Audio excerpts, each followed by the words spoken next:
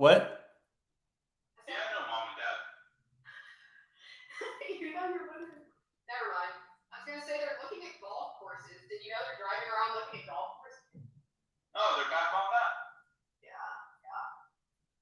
Anyway, John, go ahead. Okay, cool. Hey everyone, my name's John. I'm a software engineer with about 10 years of experience, and today we're playing a game. We're playing with Mike and Jess. Say hi. What's up? How you doing? So Mike and Jess are my brother and sister. They've been very kind to be the player characters for this tabletop RPG, an experiment in artificial intelligence and social media. Okay, so here in front of us, you can see the Aria's Tale RPG repository on GitHub. This is brand new. It's 2 days old. So there's a dedicated website for this game now, and you can sign up. You can sign up for free at ariastaleRPG.vercel.app, and you can sign in with your Discord link. So if you have a Discord, you just click, and it'll sign you up. We got these cool animated spinning custom D20 dice on the website.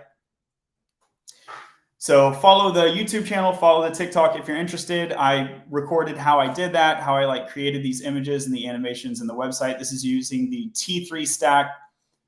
And if you're interested in contributing code, there are some good first issues. Some easy ones, like the website should have a link back to the repository. Okay, so those are some of the tech things. And watch out for the forthcoming blog article on the Latterly site, latterly.io. And it's going to do, I think, a good job of explaining how this game is related to the mission of Latterly. So Latterly helps people learn to code and land their first or next programming role. And basically, the game is a pet project for the community where we can work on this game, and it's kind of fun. And it's just a way to keep the community engaged, learning things and building things. So using .NET, we're not using .NET. Thanks for being here, Ivan. It's using the T3 stack, which is TypeScript. So yeah, the chat can impact this game world, and we just had a session where the chat did impact the game world. So we're going to be using some of those plot elements in today's run.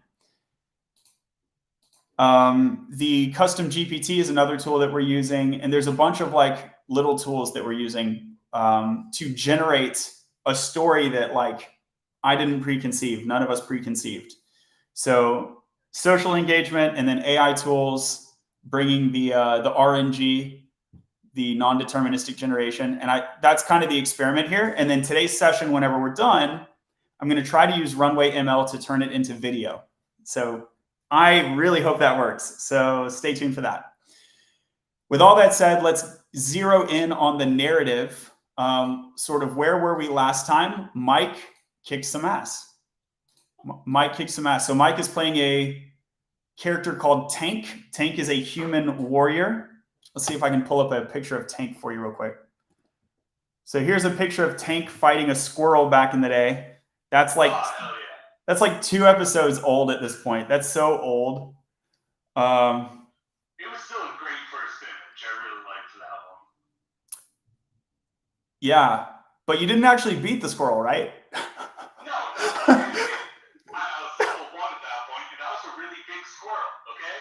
Look at that. The squirrel has freaking weapons, okay? Yeah, it was way bigger. And none of us intended that. I was like, there's a scary squirrel, and the GPT took it way too far. And today we are trying. I was gonna die to a squirrel, so yeah, we disengaged, and yeah. How are you That's a good picture. that photo? What? Yeah, that right now? Is John displaying that right now? Yeah, if you want to. He's not. I have a great memory though. Okay, I'll pull it up. You're streaming on what platform? Everywhere, but you can look at YouTube. I'm also on Twitch and other places too. I'd recommend the YouTube though. Okay, cool. So yeah, just kind of running through things that happened. Idolin hid in a forest. That was cool. Tank got killed by this iron water elemental and then revived. Then his team went and fought this lizard. All good stuff. So we are in the Forest of Echoes right now. Okay, so here's the game region called the Forest of Echoes, and there's the town of Echoes on the Lake of Whispers you can see in this picture. Here's a close-up on the town of Echoes. And we used a whole bunch of different tools to make all this stuff. So let me know in the chat if you're interested, and I can do an explainer on that. But basically, there's this region. And in the southern portion is this thick forest where they fought this dark dragon paladin. Let's see if I can get a picture of the dark dragon paladin. And it took, was it 3 or 4 guilds, Mike? I think 4 guilds teamed up. I think it was 3 plus yours. Was that right? I want to say it was 4 other guilds plus my little group. Because while we're considered a guild, we're like 5 people, I think. Okay, cool. So this is the Dark Dragon Paladin. That thing looks so cool, man. Anyway, y'all finally killed it. It killed a bunch of you guys, which stinks because if you die in this game, you're dead permanently because the players cannot escape the Neuralink-like object embedded in their brains. That was a smart investment, wasn't it? Let's see. Tank his guild and the allies take down the Dark Paladin, working together with 3 other guilds. It was 3 other guilds. And y'all got some level ups. So I think, you're level 2 now or 3? I think you're level 2 now, Mike. I think that's correct. Yeah. And Jess is already level 2 because she started there. Let me make sure that I'm not missing. Started level 2, I leveled up 1, yeah? Oh yeah, you're level 3 now, Jess. That's right. Because y'all beat up the robbers. Oh, let's get a picture of that too. That was a pretty good picture. I think I am level 2. I started at level 1. I leveled up twice. Nah, bro. You started at level 2, Jess. Okay. Mike spawned into a safe region and you spawned into a combat region. Okay, thank you. And here is Idolin. So Jesse's playing Idolin, the Elven Rogue. I'm just now realizing you have blue eyes in the game and in real life. Check that out. So here's Idolin on the side of the picture. And okay, so that is the background. Oh, and you got like a earth crystal, right? Yeah, I got crystal, and then I also have this like minor unknown artifact as well. Yep. Which is kind of cool. Yep. And it looks like a teapot. It looks like a magic teapot. Okay, so what are we doing now? Now we want to, so now you have the purple gate. And let's see, Mike, we finished with your turn, so now it's Jesse's turn, or did Jess take a turn as well? No, the last thing we did was finish right as we killed the big ugly there. Okay, cool. Yeah, that's right. And let's see if I can get a picture of that purple gate. So when the guilds teamed up to, it looks like empty or something. What's going on? Okay, I can pull it up differently if that's not going to work.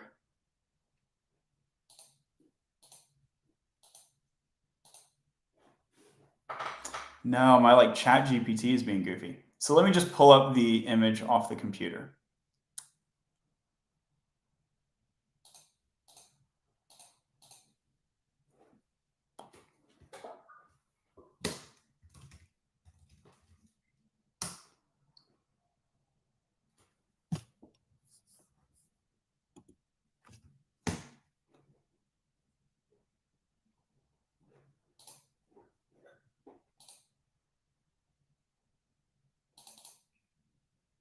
Yep. Okay. So here's the purple gate.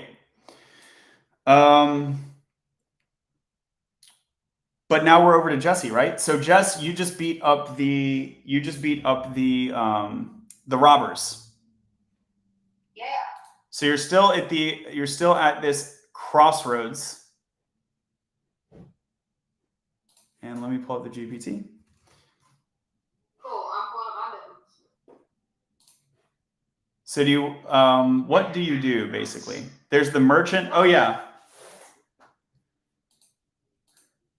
I had a fire mage, he died. I just kind of had his body. And his staff. Yo, ChatGPT is actually bugging right now. This is not good.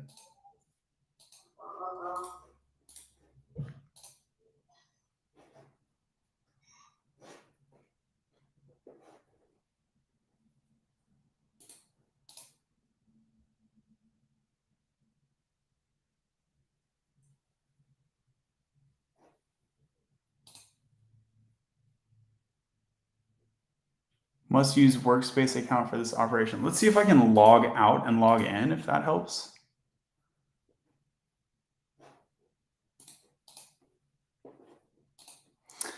So basically, what does your team want to do is the question, Jesse. Go ahead. Was around me. So there was if you recall, there were two groups, right? So we started attacking one group. We took care of it, but there was kind of this other group that was kind of chilling on the side. They weren't sure if they were going to interact or not. And I forget that kind of group. I think they were elementalists. Elementals. Yeah, but they're gone. Beat up the bandit, but there was still that group of elementals. I don't remember if after the fight they just went away or if they're still there. Yep, no, they're gone. They dissolved into the ground. Okay, well shit, I was gonna say what's up, but so I have this dead guy and this magic teapot. Let's see. I kind of wanted to. Where is Mike again? Let's see. So your character doesn't know. Your character doesn't know. Either way, what I'm gonna do is I'm gonna go back onto town with this body and see if I can find somebody who maybe can do some like crazy magic. Because we can't log out of this game, right? And so I'm basically trying to figure out like, hey dude, he's dead. Does this mean like I don't know, I'm going back.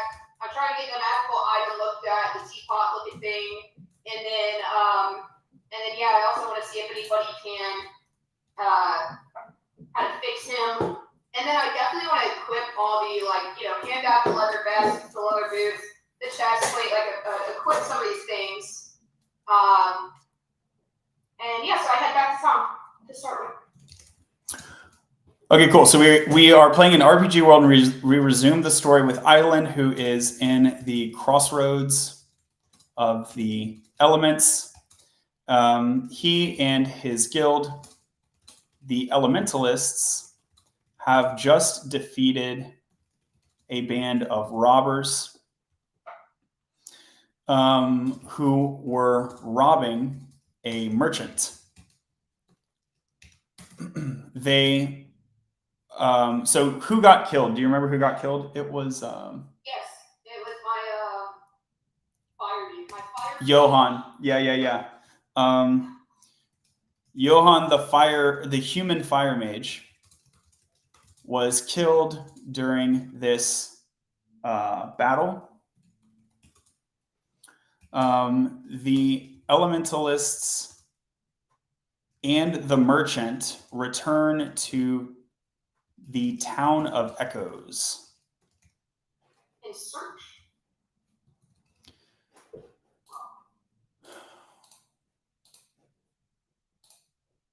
Do I encounter anybody along the way? Nope. Okay. So I'm like searching to. You can roll, let's see. I mean, you can roll a d20, but it would have to be a pretty crap roll for something to happen. Go ahead and roll. Why? It's okay. Yeah, actually, nope. Actually hit a 2d20 if you can, please. Mike, would you set that for me? Do you have my other Discord? I think that's just inside the gaming chat there. Oh wait, are you tapping it out? Oh yeah, I got it now. 2d20? Yep. Okay. So it's thinking I got a 10 and a 16. Okay, you find some berries on the way if you want to take those. Yeah, you pick those up and I keep trucking. Johan and the fire mage, the Immolist and the merchant return to the town of Echoes. Idolin collects some berries on the way to town. Let's see. The Elementalists notice some participants in the battle against the Dark Paladin are just now returning to town also. Okay, and what do you do there, Jess? You're searching for someone who might be able to revive this guy? Yeah, and also looking for somebody who might be able to identify this minor magical item that looks like a teapot. I'm even willing to like do some trades if they're able to revive this guy. Maybe this thing can come. So yeah, looking for somebody to, and also like part of what's going on is I'm thinking, hey, if I got a dead person in my guild, which is not too big, maybe you know, I'm running out of mages, and I kind of need to replace them if nobody can fix them. So I'm looking for somebody to fix them up or join a guild potentially. But first, I just want to look around, and I see Mike's people coming back, right? So You don't see Mike's people coming back. You see some people coming back. You don't know who they are. that's true, my bad. So Okay. I'm just gonna look for like a healer. Yep. Let's see. Can you do a one more d20, please? This is a search check. Yeah, let's see. 20.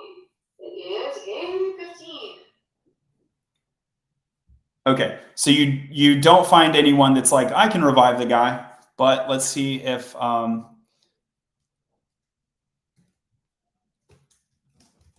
Idolin doesn't find anyone that can immediately revive Johann, but he does learn some useful information. What happens?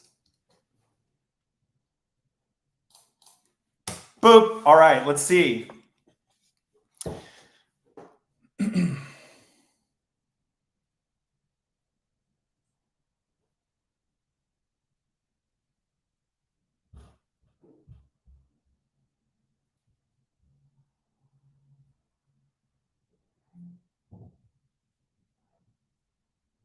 Yo, GPT is cooking on this one. Okay. Can you see the screen, Jess? No, I can't, unfortunately. That's okay. I'll try to get through this quickly. So Idolin and the Elementalists return to the town of Echoes. They carry with them the weight of their recent battle and the loss of Johann. The journey back is somber, with Idolin foraging berries. Once in the town, the first task is to seek someone capable of identifying the mysterious teapot-like magical item they've acquired. They navigate the bustling streets, still lively with the energy of those returning from the battle against the Dark Paladin. The town, a melting pot of adventurers and mages, buzzes with tales of heroism and loss. They learn that the teapot is not just a container, but a vessel of ancient magic, possibly linked to elemental forces. However, its full powers and purpose remain elusive, needing a more profound and rare expertise to unlock its secrets. Okay? So that's the first thing. But basically, it's like it's ancient magic and it might be elemental. But we need someone who's like smarter than this podunk town. Cool? Cool. Okay, as for reviving Johann, the task proves more daunting. Despite efforts, they find no magic cleric within their immediate reach capable of such powerful resurrection. However, whispers in the back alleys and taverns speak of a reclusive sage living beyond the obsidian forest. Now, keep in mind, you don't know where the obsidian forest is. I guess I don't need to tell you that to keep in mind because you're just like, I don't know where it is, right? Okay. It sounds cool though. All right. The sage, shrouded in mystery and rumored to possess powers beyond the ordinary, could be the only hope in bringing back the fallen comrade. Additionally, in one of the town's dimly lit taverns, Idolin overhears a group of adventurers discussing a recent discovery, an ancient tomb with details of lost resurrection rituals. Whoa, an ancient tomb. Whoa, okay. The book is currently in the possession of a collector in a neighboring town, potentially offering another avenue for Johann's revival. As the day turns to night, Idolin and the Elementalists gather, their spirits dampened but not defeated. They realize that the journey is far from over and they must venture into unknown territories, face untold dangers to bring back their friend. The night in the town of Echoes ends with a mix of hope and uncertainty as plans are made to seek out the sage and the mysterious tomb, embarking on a new quest born from the aftermath of the recent battle. Hey, thank you very much. I'm just going to ask for some clarity here because I'm a rookie. So, sage is that's what you called it, a sage? That's what the rumor mill says. I wonder if it's like, lights. Okay, anyway, so I heard on one hand that there's an ancient tomb with details of a lost resurrection ritual. And on the second hand, I said, hey, I heard, hey, there's this book that belongs to a collector in a neighboring town. So I'm like, is this resurrection thing a tomb or is it with the collector? Can you clarify? I can't see the reading there.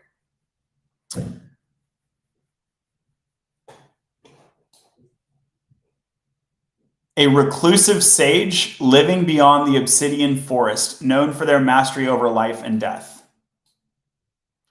Okay, so that's one option. And a different option is an ancient tomb that details lost resurrection rituals. So there is a collector in possession, allegedly, of this tomb. Did I answer your question?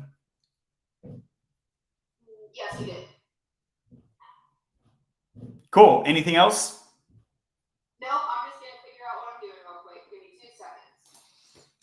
While I am in town, though, like I noticed that there are these people coming back, and I definitely go over to with my dead body, basically, and say, hey, dude, we've lost somebody. I'm kind of looking around. Is there any way that I can kind of get a better understanding of what I'm seeing there? With these people coming back, you said I'm seeing some people come to town, and basically I'm looking to see if anybody wants to help us because we've lost some guild members. So I'm trying to see if we can join up with some others who might be looking to go.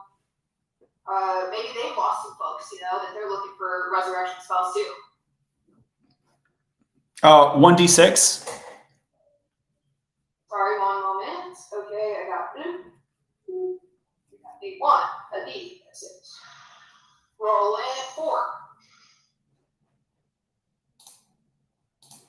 4. You find 4 people that have dead people from their group, and they are interested in the possibility of reviving their dead people as well. You find 4 such people.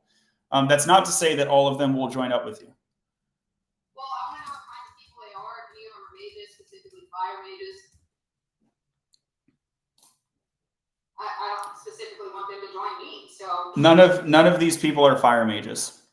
Wow, okay, well, if anybody wants to come with me, we'll go, but we lost the fire mage we were looking to replace, and we're always looking for more people, so I'm asking them, like, hey, basically, do y'all want to come with us? I have some, artifacts and things that you can wear as an armor, so I try to, I don't even know who these people are, though, but yeah. I'm trying to see if they'll join up. Dude, you still can't see my screen, right? Unfortunately, no. Like I'm waiting on a password so that I can get into this. That's fine. You just look really cool in the picture. So I have a picture of you at the tavern. I have a picture of you in the tavern learning about this book, and you look cool. All right. So any of them that will join you, let's see. You can do a 1d20 with charisma. What do you mean with charisma? You'll get a bonus based on your charisma. So just do 1d20. And okay, so I'm trying to look up your stat sheet, but ChatGPT is still not showing me the old threads. What a bummer. Also a bummer is my 5. Okay. Yeah, the charisma bonus wouldn't help you anyway. Although I thought you had like kind of low charisma because you were like the other episode you weren't convincing your teammates, right? You remember that? Yeah, I remember sucking at my rolls really. I'm seeing really low rolls. I don't know what my charisma is, honestly. Dude, I just lost the chat in front of me. Is ChatGPT must be having problems. Is ChatGPT down? We might switch over to a different one. Okay. Okay, it's having intermittent issues. That's okay. We might roll you a new stat sheet. That's fine.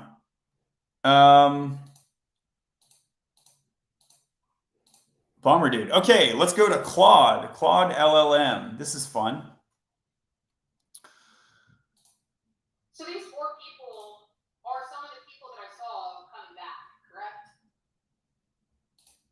Yes, there are 4 people You don't remember you didn't like watch all of them walk into the tavern, but they are all associated to the battle. Yeah, they all lost people at the battle. Okay, so your question is, do any of them want to join you? None of them want to just straight up like join you. Let's see.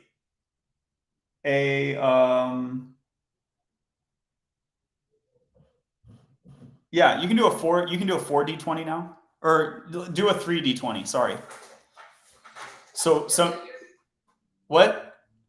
You're good. I got 10, 8, and 16. 10, 8, and 16. Okay, so one of them is like, I can talk to like you. So one of them is like, well, you can join our guild, and one of them is like, yeah, basically like, one of them is like, you can join our guild, and another one of them is like, we could actually use a few people to join our guild. So if you and maybe even a couple other people wanted to come over. Yeah, I would be like, hey, so they're not in the same guild, it's two different guilds that have to choose between. That's right. So I'm gonna obviously like talk to them to get some understanding. I'm gonna ask them like, hey guys, sorry to hear about your dead homies, or what up, we're in a tavern, but basically, like, what are your guilds? I'm definitely looking to like go to this. What are your guilds and like where are y'all going? Basically, I'm trying to get understanding more because I want to go to the Obsidian Forest. You say the words Obsidian Forest? I do. Okay, so hold on. So when you say the words Obsidian Forest, are you talking to both of them or just one of them? Both of them. You're talking to them at the same time? I have the understanding that there's like 4 people and that there 2 of them are basically like no, and 2 of them are like, hey, if you want to join my guild, and I have my people with me. I'm thinking, and yeah, I'm thinking we're doing a ring around the rosy little circle, and I'm talking to both because they were in a group. Okay, so it was not ring around the rosy, but you can try to call them both over at the same time if you want to. Yeah, okay, so 1d20 to call them both over. I thought I was talking to them already. What? No, you're talking to different people at different times. Okay. You said a 1d20, I got a 13 on? Yeah, okay, all right, so they both come over, so there's the 3 of you together now. Do you want to bring any of the people from your guild? Yeah, I'm with my, specifically my mages, so I have some scouts. Bear with me 2 seconds here. I'm going to bring over, I'll give you my exact ones here. In my group of 5, one is an elven scout, one is a human scout, 3 elemental mages, and me. So I have an earth dwarf left, and I'm bringing him, and I have an ice specialist, and I'm bringing that one as well. So just 2. All right, cool. So you're asking both of them just about their guilds. You're just trying to learn about their guilds. So I just called them over, and yeah, I'm going to tell them like, hey guys, we had somebody pass away. We've been talking to people in town, and we heard you guys might be looking for some guild members. Can we? Where are y'all going? Like, I'm trying to figure out your story. Yeah, and during that time, I'm telling them, we're looking to go to the Obsidian Forest. We've heard about this sage, and we're looking to head out there. Have y'all heard anything about this place? All right, cool. I'm typing this out. Sweet. By the way, I think we're bleeding into a second turn here, but so this will be kind of the last part of the turn. So in a game world similar to an elven rogue called Eidolon is in the tavern of a town called the Town of Echoes within a larger region called the Forest of Echoes. I'm having to restart because GPT is acting up. So we're over on Claude now. A number of combatants are returning from a successful battle, defeating, let's say, a Pyrrhic victory.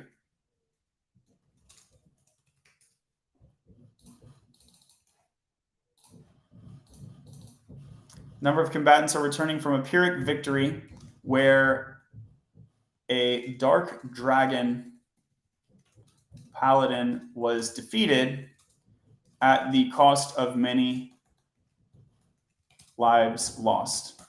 Eidolon is returning from a separate battle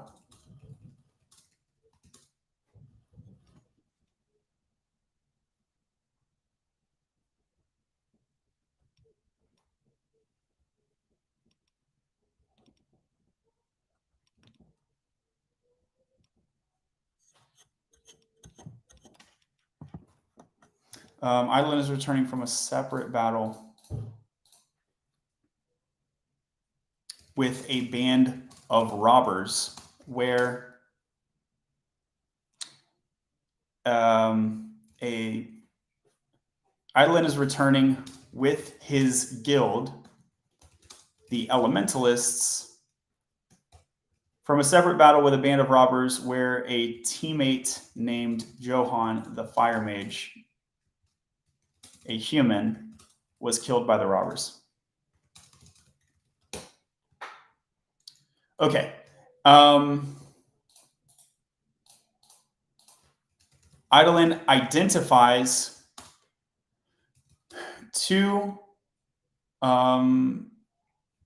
combatants from two different guilds in the tavern who have, okay, so first, before you did that, you found out these possibilities of revival. Eidolon has a magic teapot,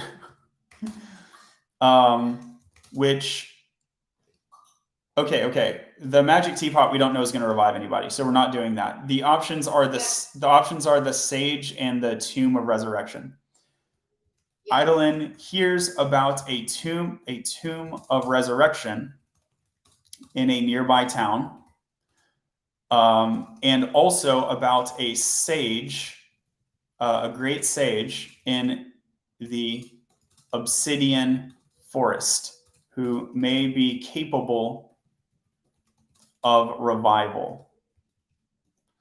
Eidolon identifies two combatants from different guilds in the tavern who have an express interest in resurrection magic. Okay, and your question to them is, Eidolon asks to learn more about their guild, to learn more about their guilds. Tell us about the sizes of these guilds and their character composition. What? Oh, I was gonna say alignment. Go ahead. Oh, they both tell you how great they are. You can do a like an intuition check though if you want. So 2d20. They're both telling you they're good people. Okay. I remember there was that sus group. Oh, come on, dude. 2d20 you said? Yep. 12 and 11. 12 and 11. Yeah, you have no reason to doubt that like they're both fine. Maybe they're neutral, maybe they're good, but they don't really seem bad.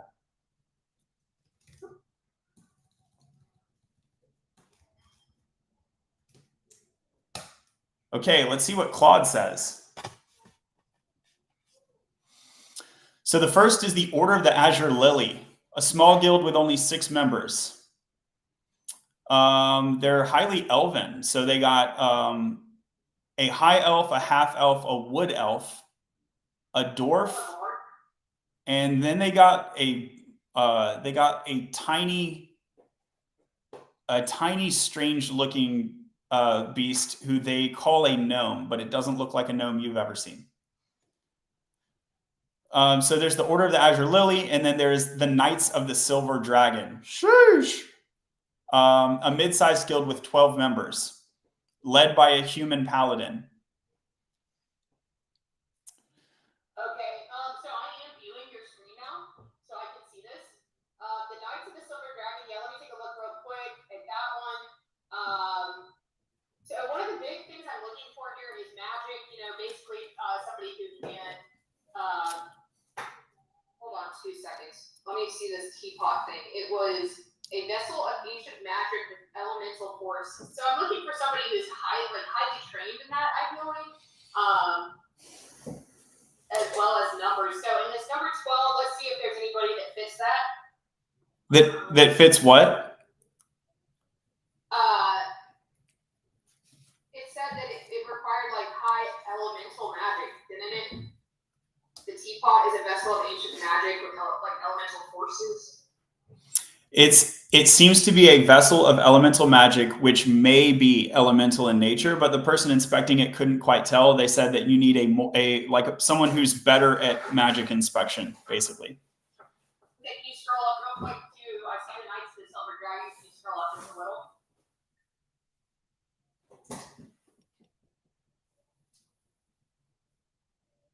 Okay, and then we have this Azura Lily, 6 members, a high elf paladin.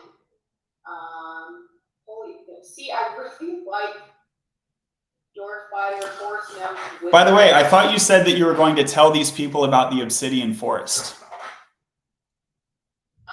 Yeah, so I'm asking, yeah, I am. So they told me about themselves, thank you, and I'm trying to think which one do I want to be a part of. I'm asking them, hey, have either of y'all heard of this Obsidian Forest? Okay, all right. Yep, so on that note, can you roll a 2d20? So they're both there, and they hear you ask about the Obsidian Forest. Okay.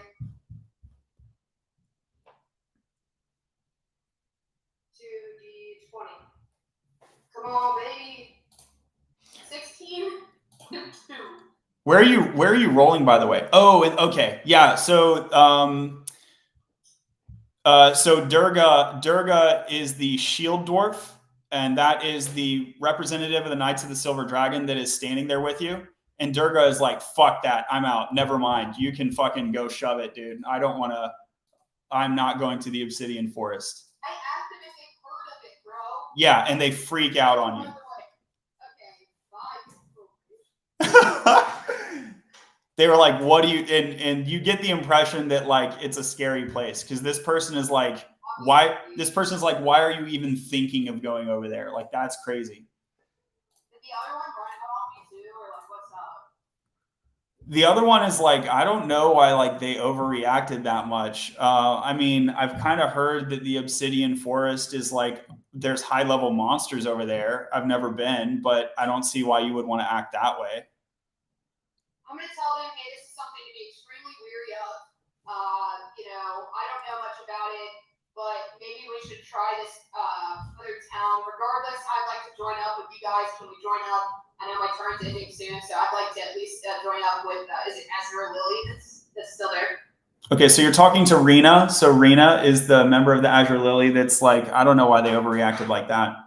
And this person kind of likes you because it's a female wood elf. And kind of a ranger, so y'all vibe basically. Yeah.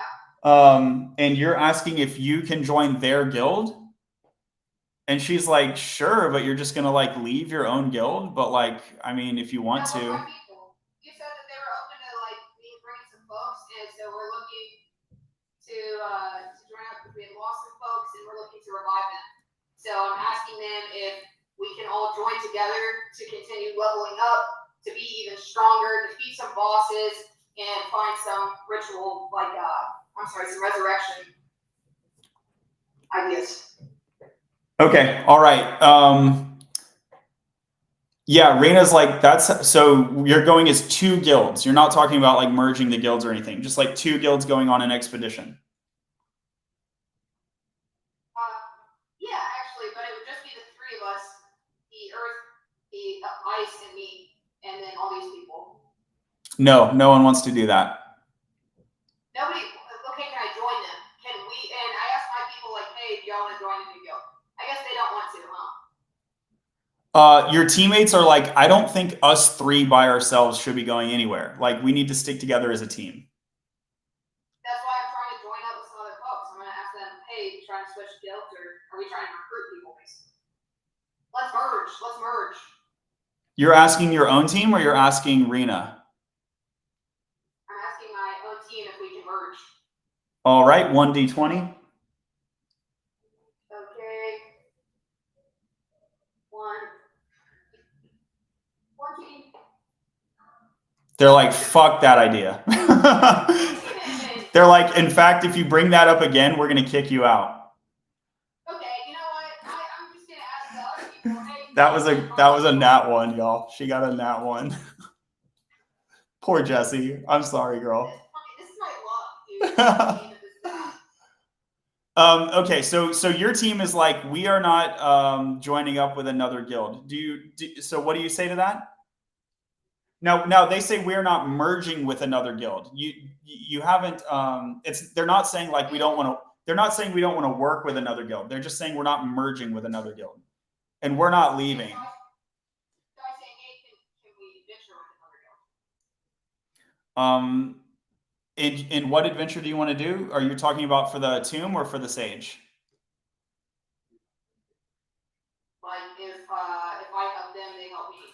So I'm down to do like whatever. And then I was trying to go to the Obsidian Forest, but I'm thinking like, no, it's probably best to go to the town. So yeah, the neighboring town. Yeah, your guild's like, yeah, if you want to go to the town, we're down. And if you want to invite them, sure.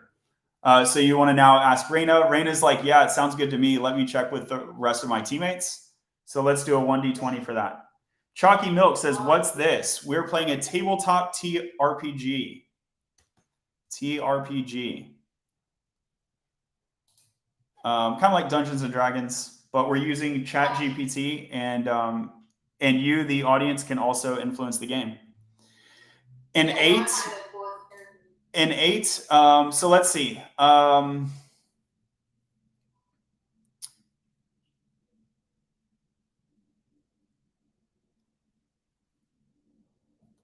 one more time. Roll one more time.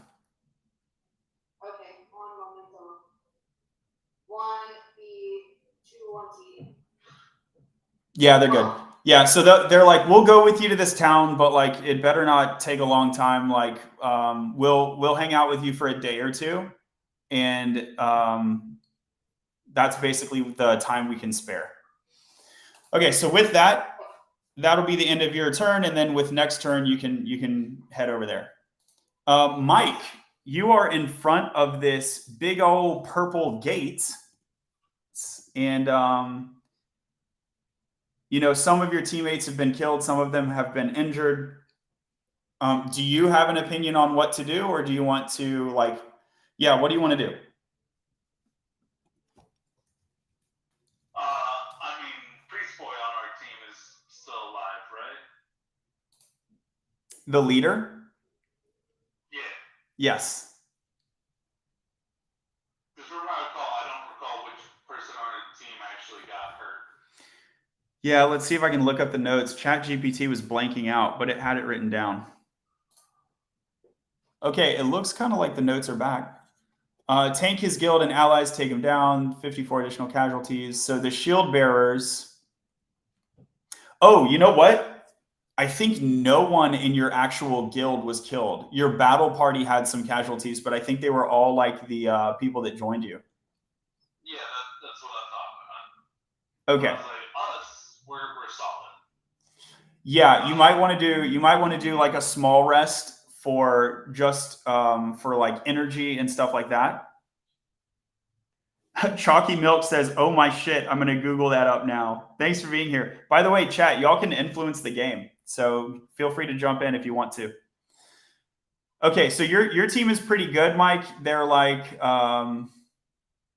yeah, you might want to. Basically, yeah, after the fight here, I'm going to talk to the priest guy, leader of the party, who, do we remember his name?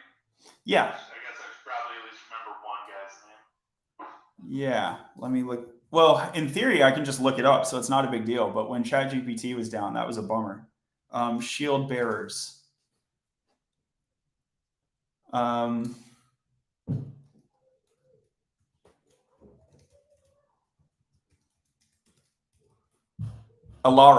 Alara is a middle-aged woman with a calm and composed demeanor. She hails from a distant village known for its medicinal herbs. Her journey into healing began after a plague ravaged her land. These are things that you learned about her when y'all were going to the Forest of Whispers. Or sorry, the Lake of Whispers. Okay, yeah, sure. Then yeah, I'm going to recommend Alara that we take a right here. And then I'd also recommend that Alara, as our representative, really try and recruit the paladin guy that just helped us out. Be like, we should try and get that guy with us. Yeah, she's like, totally agree. That guy's super hot. So 1d20. Let's see here. Roll.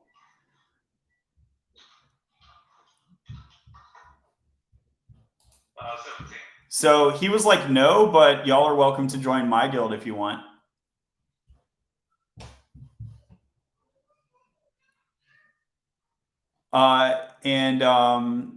Yeah, so if y'all want to. Do we know anything about Paladin Bros Guild besides the fact that they're probably somewhat dead? Let's see. Let's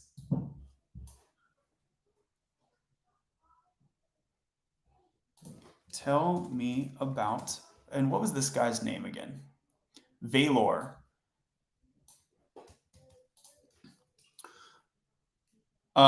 Tank and Alara seek to recruit Valor. They are unsuccessful, but Valor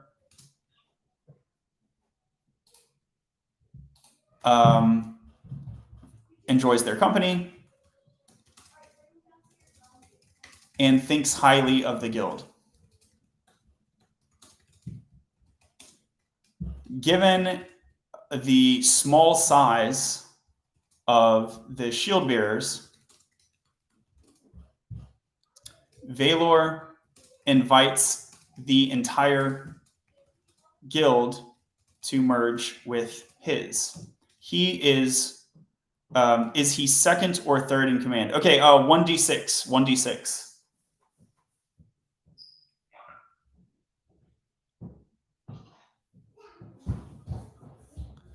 3. He is third in command of his medium-sized guild. His guild would like to grow to become the top guild. They are rivals of Aria's guild.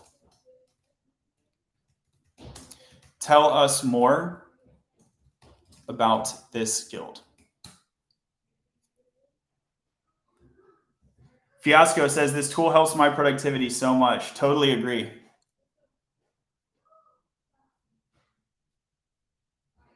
The previous model used in this conversation is unavailable. Okay, so that's why we got interrupted. While we were playing, they deployed a new model.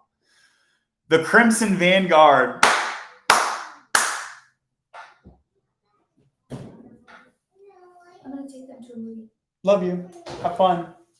Hey, any chance you want to bring me snacks home? Maybe. Hi, Cheeto. Hi. We need to recruit Tina to play. Bye. Okay. Oh, Mike, I'm sorry. I was thinking you could see my screen. Can you see it or no? No. Sorry about that, dude. I should be reading out what it says. The Crimson Vanguard. Leadership structure. The guild is led by the Council of Three, with Valor being the third in command. The top two positions are held by a seasoned warrior named Thane and a cunning strategist named Lysandra. The structure ensures decisions are balanced and consider various perspectives. Size and composition. They're a medium-sized guild with about 30 active members. It includes a diverse range of classes and races, each member bringing unique skills to the table. They value strength, strategy, and loyalty. The guild's primary objective is to become the top guild, not just in terms of power, but also influence and reputation. They seek to achieve this through a combination of successful quest completion, strategic alliance, and a strong presence in competitive events. Crimson Vanguard values honor and strength in battle, but also understands the importance of diplomacy and alliance. They have a rivalry with Aria's guild. It's friendly but competitive. Both guilds often find themselves vying for the same objectives or competing in guild events. Reputation activities. Known for their daring exploits and successful completion of high-risk missions, the Crimson Vanguard has earned a reputation for being reliable and bold. They are actively involved in various aspects of the game, from high-level raids and PvP battles to exploration and uncovering hidden lore. They have a sense of camaraderie, mutual respect for members. They train regularly together, share resources. They hold regular meetings and strategy sessions where all members are encouraged to voice their opinions. Decision for the Shield Bearers. The prospect of merging with the Crimson Vanguard offers the Shield Bearers resources, companionship, and a chance to be part of a larger narrative within the game world. However, it would also mean adapting to a new hierarchy and potentially shifting some of their current goals and strategies to align with those of the Crimson Vanguard. It's a decision that requires careful consideration of benefits and adjustments.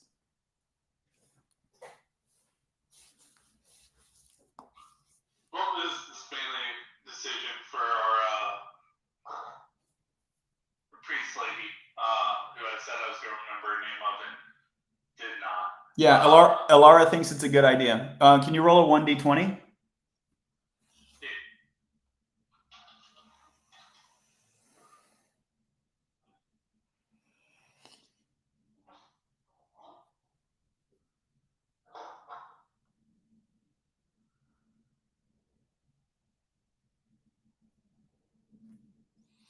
You got a 12? Oh, okay, cool. Yeah, your team is your whole team is on board basically.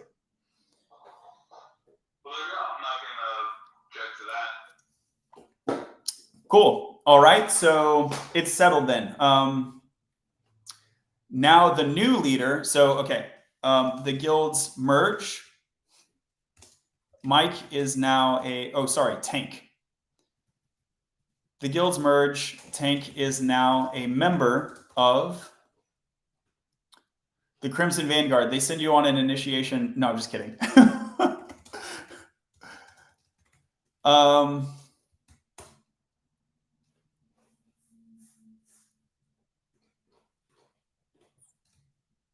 What does the group do next?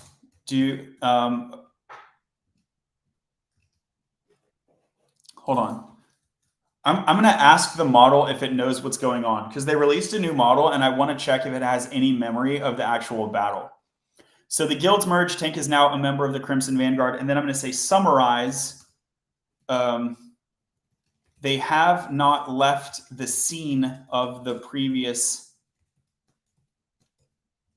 battle. Summarize the current scene.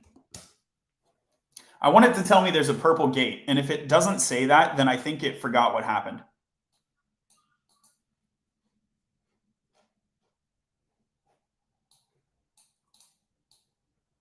A portal opens up, or I wanted to say something about a portal.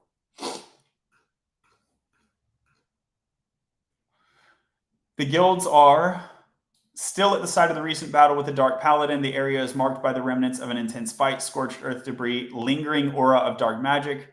The setting sun casts long shadows, adding somber mood. Okay. So it remembers. Although it didn't say... Hold on. Is that something that I just told?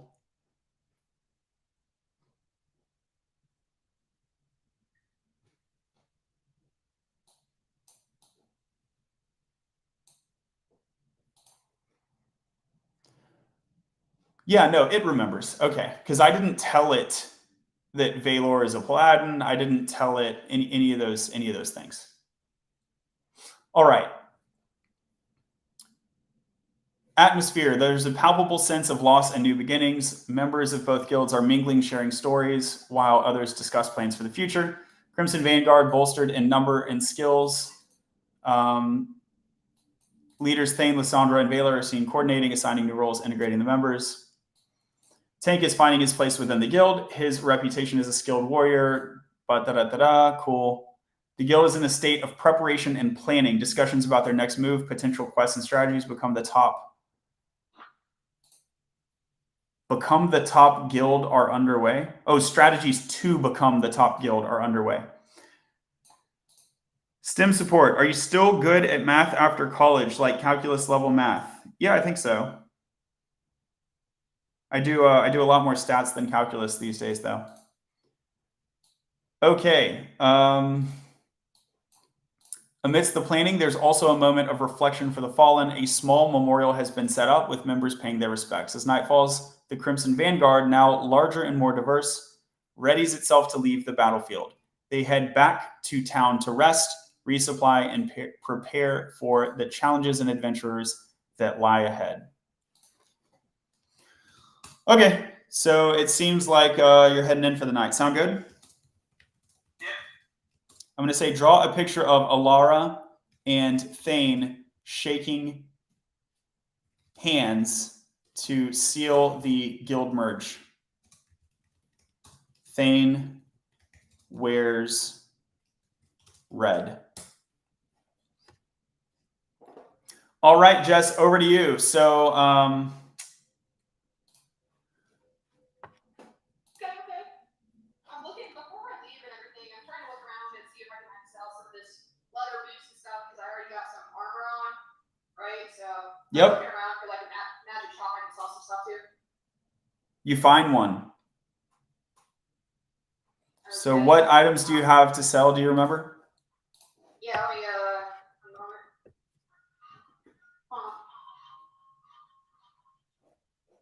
Yo, Thane looks fucking awesome.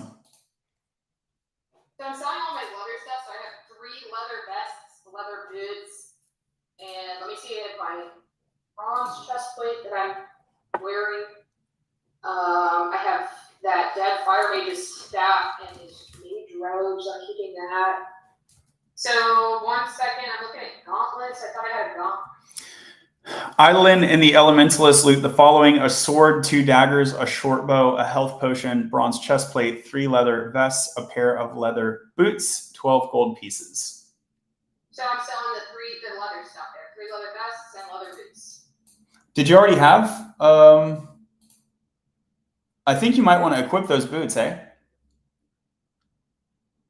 Oh, yeah. Sorry, I thought I had other boots. So I equipped the boots, but I sell the leather vests. Let me check on your starting equipment. Yeah, let's do an inventory check. You had like nothing when we did that initial check. I thought I had a bow. You had a bow, and you do have, I mean, you're not naked. You have like basic clothes, but none of them are particularly good. Okay. Yeah, I guess you would have a leather vest. So, okay. But I'm going to say that you would have had ordinary sort of slippers, so that these leather boots will help you. And then. So I'm sorry, John. I'm sorry. Do I have a bow already? You do. Like a short bow. So I have 2 short bows right now. I thought you also got a hat, right? Didn't your team? I think I did, but I really don't know. I'm actually going to sell let's just be clear. I'm going to sell 2 leather chest things, vests. And I'm going to equip a leather vest and my leather boots and sell the bronze chest plate. So 2 leather vests and a bronze chest plate I am selling. This is cool. Can you see my screen? And a short bow. Can you see my screen? Let me hit play. Wow, somehow I paused it. Yeah, I can. So it remembered the inventory for us. Isn't that cool? Yo, thank you. That is good. Okay. Yeah, there's the weekly enchanted cloth cap. Whoa, I didn't have that. Enchanted cloth cap.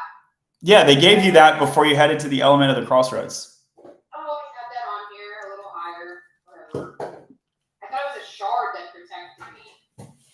Nope. You picked up the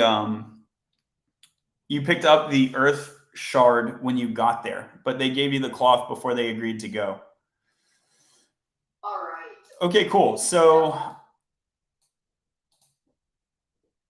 leather gun. Yeah. Okay. So which of this are you keeping and equipping, and which of this are you selling? I'm selling a short bow that I already have. The short bow. I already have one. Okay. Number 3. Yep. And I'm also selling number 6. It says I have leather gauntlets. Let me equip that then. Leather boots. I have 3 leather vests, two leather vests, a bronze chest plate, and a short bow.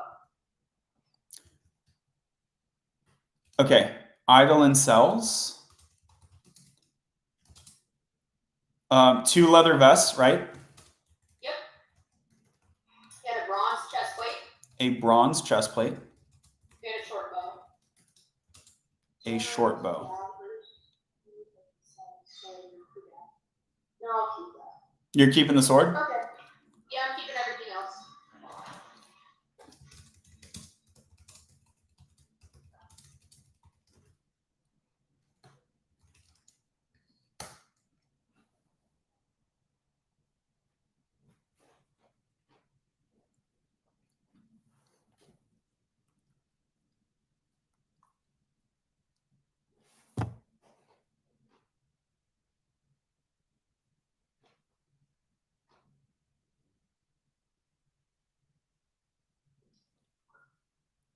All right, cool. So now you have a total of 80 gold pieces. All right. What are they selling? Are you looking for so throughout the town there are 4 merchants, by the way. One of them is the one that you saved. So throughout the town there are 4 merchants. There is also just like a bunch of players who might be willing to barter as well. Is there anything in particular you're looking for? No, just like kind of browsing. And I'd rather even listen to the guy who I saved, honestly. And in my notes though, I have a special shard that improves elemental magic. I had that written down. You do have it. You do have it. Okay. Okay, sorry. Are you wanting to sell that? No. Okay. I just want to make sure. Actually, the earth dwarf in your group is like, I'm gonna need that. Thanks. All right. Well, I'm giving it to him. So. Island now has a total of 80 pieces after those sales. What is the earth dwarf name?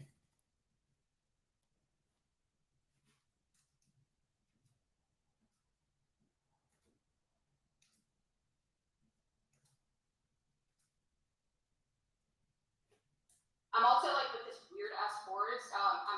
You asked me if there's anything specific. I'm definitely browsing, but I am like thinking. I'm wondering if there's any like scrolls that kind of detect magic, like these crazy force things. Let's see. You want a scroll of detect magic? I'm wondering if that might be available. Yeah, with my dude that I saved. Yeah, there's a scroll of detect magic if you want that. How much is it? 20 gold pieces. Okay. And I have 92 gold. No, you have 80 gold pieces. I have 12 already. No, you have 80 after the sale of the new things. Okay, so now I have 60. Thank you. And I have a scroll of detect magic. Okay, Adolin now has a total of 80 gold pieces after those sales. They then buy a scroll of detect magic for 20 gold pieces and gift an earth shard to the dwarven mage in the guild, who is an earth mage. I'm also like wondering if the dude I saved, wants to give me anything for this adventure I left Bill on. I'm just asking him that, but after I got his skull. 1d20, please. Alright, 1 second. Oh, 1. That's 1. So I'm down 9. Yeah, he's slightly annoyed by the question. He's like, dude, I already gave you a bunch of stuff and I gave you a deal on this scroll of detect magic. I just like apologize and I wish him a good day. Okay. He's like, all right, no problem, no problem. Thanks, Tommy. Okay. So I got my stuff. Tell me when you're ready for my next steps. Yep, we're ready. So are you're heading over? You're heading back to the crossroads because you eventually want to head to the next town. Yes, sir. Okay. Three. Let's do a 4d20, please. 4d20. So the first roll is an encounter roll. Okay. The second roll. So the first roll is an encounter roll. The second roll is an item encounter roll. The third roll is. So the first roll is an encounter roll on the way. The second is an item encounter roll on the way. The third is an encounter roll at the crossroads. And then the fourth is if something happens to your teammates, not to you. Okay. Good roll. 19, 18, 9. Yeah, so that means you got to do 2 fights basically. So there's a fight on the way, and then there's a fight at the crossroads itself. Eidolon encounters a battle on the way back to the crossroads of the elements, which is on the way to the neighboring town with the neighboring town with the collector that allegedly has resurrection, a tomb of resurrection. Eidolon encounters a battle. Okay.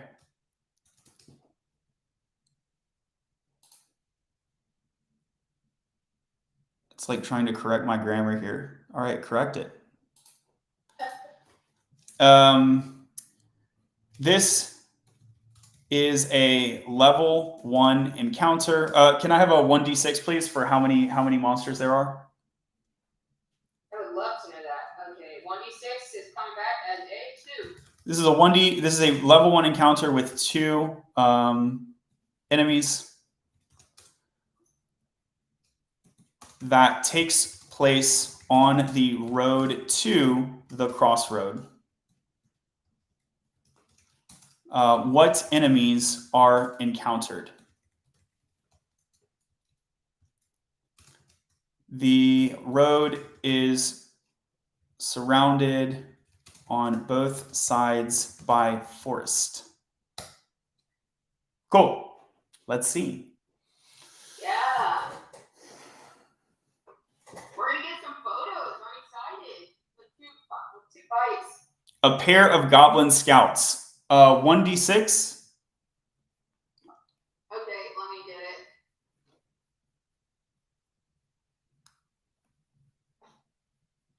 All right, 3. Okay, they did not surprise you or anything. They just you kind of saw them and you thought you could pass by, and then they started acting like assholes. Okay, 7.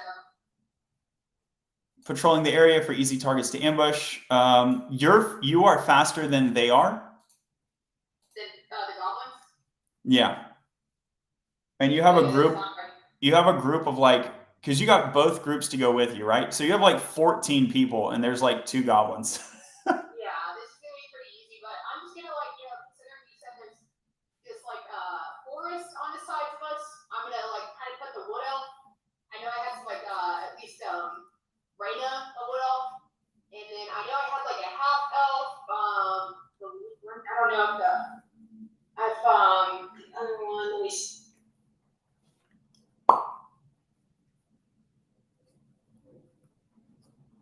Yeah, I don't. So me being a wood elf, and then her being a wood elf, we're on the east side of them, kind of in the forest, and we're gonna shoot from that area. Okay, so am I saying it correctly? Everyone who is ranged just goes ahead and attacks? No. Specifically, me and Raina, being wood elves, are going into the forest that's on the side of these goblin scouts, secret, and we're gonna ambush them from the forest. No, there's no ambushing. They saw you walking down the road, and you saw them. There is no ambushing. You actually thought that you could pass by them and that there would be no problem, because why would these people be? You thought you would just be able to pass by them, but then they tried to attack you. Okay, well then I just attack them back with all my ranged foes. Okay.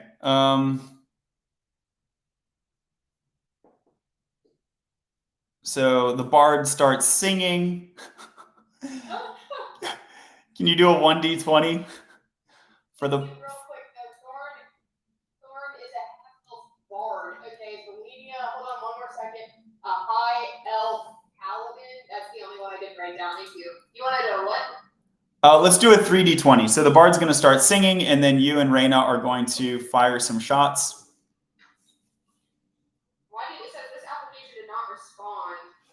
Where's it going on? Let me try that again. A 3d20, right? Yep. Okay, it's working. It's 2, 9, and 16. All right. So the bard's music is awful. It's like so bad. It's terrible. You fire a shot. You don't hit either one of them. Reyna hits one. Let's do a 1d20 for damage from Reyna.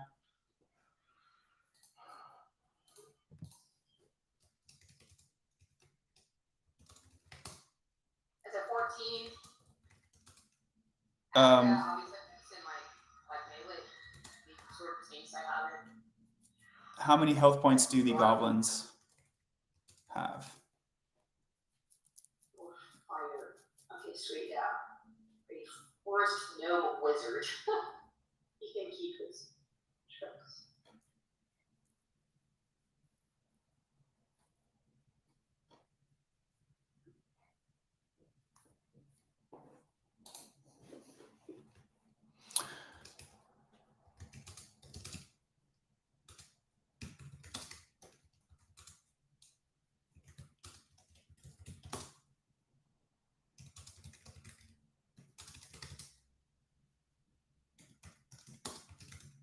Oops, with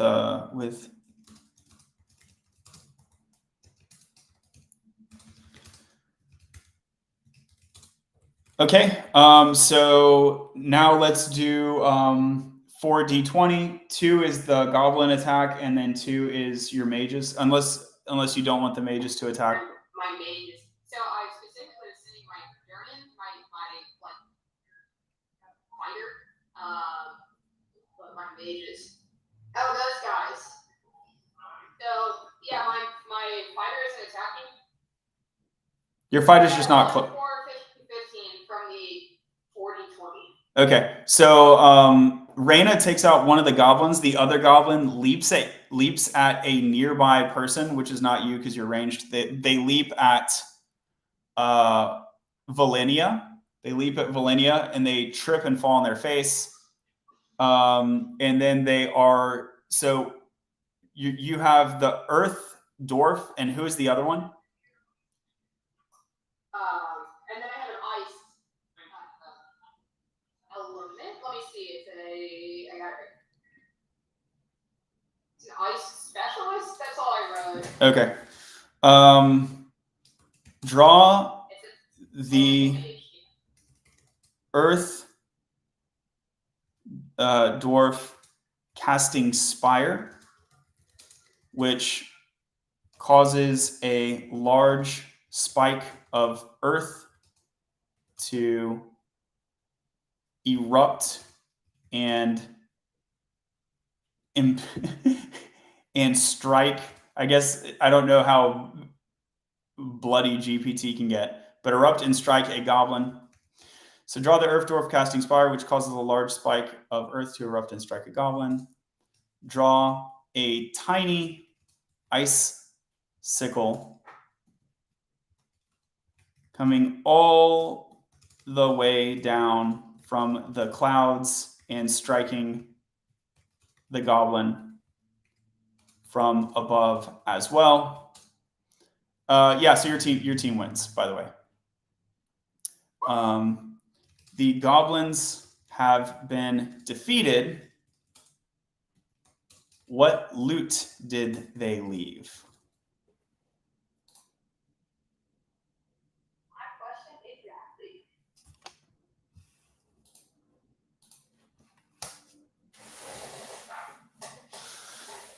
Da da da da da.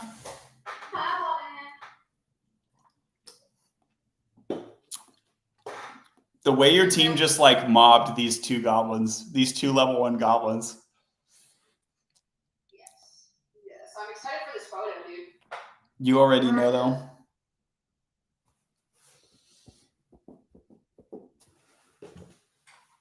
Goblins are so dumb. Yeah. Okay, so you get this loot. We'll find out what it is. Do you want to wait for that, or can we just assume that you're going ahead to the next place? Wait, I'm trying to get some loot. Give me the loot. I also can see this image. Sorry. No, it's okay.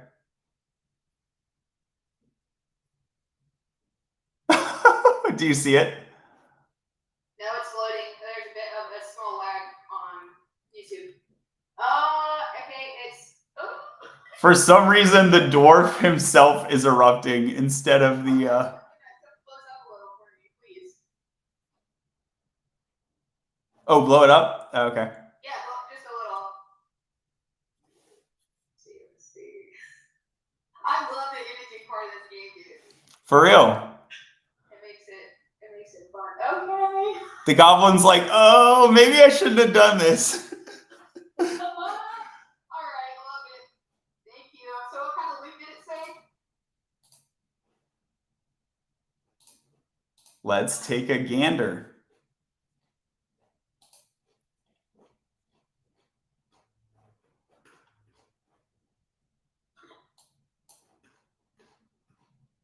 Small amount of gold, okay. The goblin's weapons, such as crude short swords or daggers.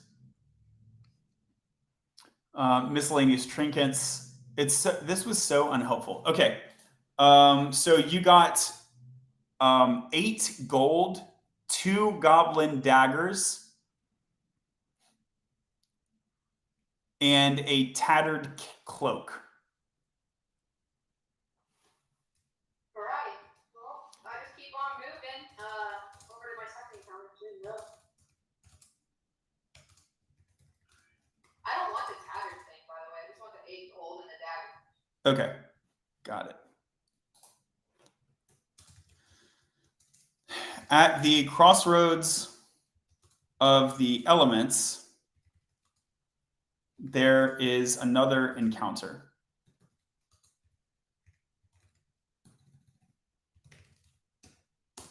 Can you roll, let's see, yeah, 1d6, Jess. Alright. Got a 5, okay. Damn. And can you do another one, another 1d6? There are 5 elementals. Oh. Why didn't that be 1 elemental? That's okay. There are 5 elementals of a single kind. And they seem to be expecting Eidolon's group. What are their kinds, stats, and abilities?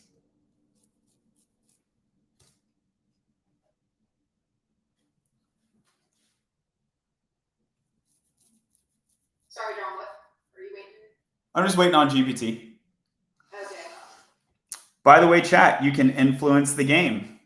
So let me. Get the feedback. I love that when it's just random from the chat. Yeah, let me know if you want to jump in here, or if you have general thoughts, you know, or if you want. Is the chat also Aria? Like, aren't they like specifically like that last character? It's Yeah. between me and Fake, but I'm like, whatever happened to the third character? What did happen? Yeah, we don't know right now, do we? That's okay. Like, Aria, where are you? Aria. Okay, at the crossroads of the elements, Eidolon and his team encounter 5 elementals. They are Earth. They are more Earth elementals. Okay, I'm kind of happy with how my Earth dude took that shard. Was it a shard thing took for me that protects him, or the cat? He took an Earth shard. You don't know what it does, though. What do you mean I don't? It's not an Earth shard, and the note that I had specifically told me what it does. Are you sure that I don't know what that shard does? What does it do? It protects me from the elemental magic. Yeah, if you were holding it, it would protect you from Earth magic. Okay, so it should then. I'm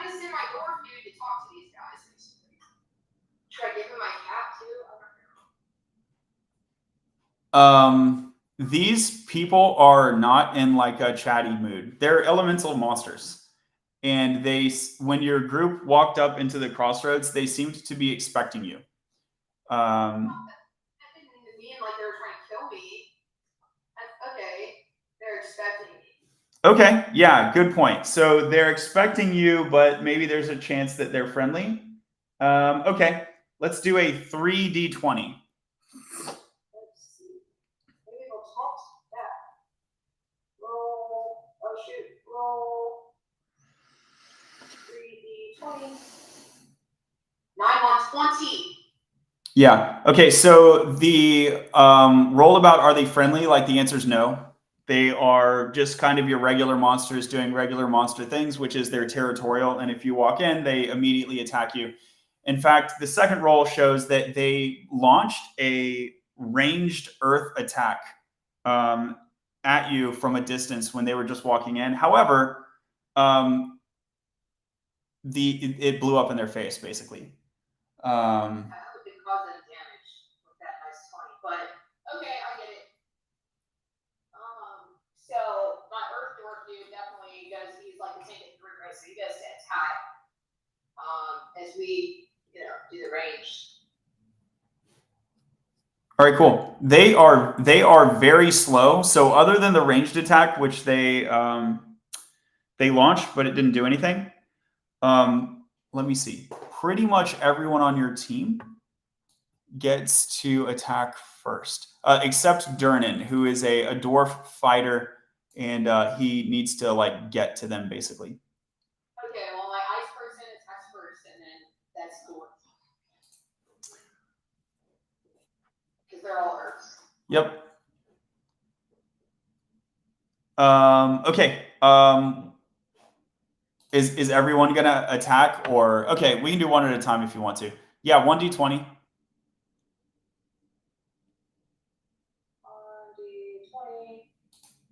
9. Cool. So you get a hit, and you can do another one for how much damage?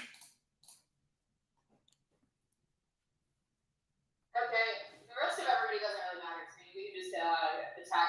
So how many is that? So everyone attacks, and then let's see. For the cleric, do you want the cleric to just kind of stand by and heal if needed later, or do you want them to launch a buff to defense or a buff to attack? I'll just have them stand by. Okay. All right, so Durnan doesn't make it that far. For the bard, you can do a 1d20 to see if their music is better this time. It's not particularly good music. There's a little bit for some reason, like a couple people from the other guild are like kind of getting the vibe from the music, but everyone else is like, what is this, dude? Okay. And let's do a 1d20 on Valenia. If she's pretty fast, is she fast enough to get there and attack in the same turn? So we'll do a difficulty 15 check. No. Okay. Weird. We didn't do Mike's fight. Yeah, it's different, and the reason is basically because your team is overpowered, so it's not really worth getting into all the details. 1, okay. 2, 3, 4, 5. Okay, so all of your attacks then, let's do a 5d20 for the actual attacks. 3, 20, 8, 2, 17. Okay, so you got a critical and a regular hit. 8 is a hit. Nope.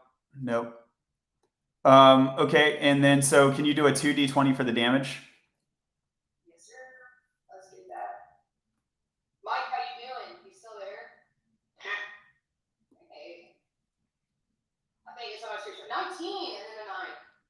All right, cool. So you take out one of them.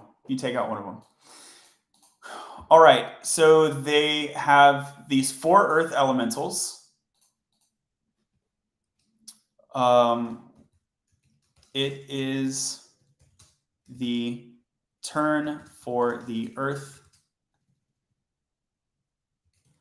elementals to take action. What do they do? There are only 4 now, as one has been killed.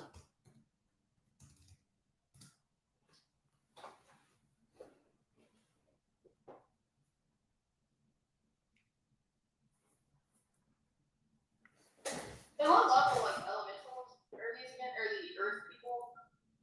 The elementals are basically like level 2 or 3. Oh, word. Who is also my mother.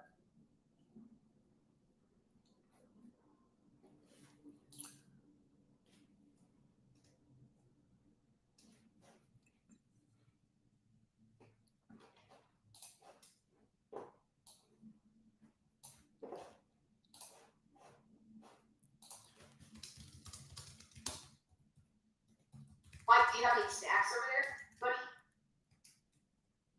I got a can of Monster. Oh, okay. Well, nothing shows violence. No, caffeine is good. Yeah. I got pickles. They're called snap pickles.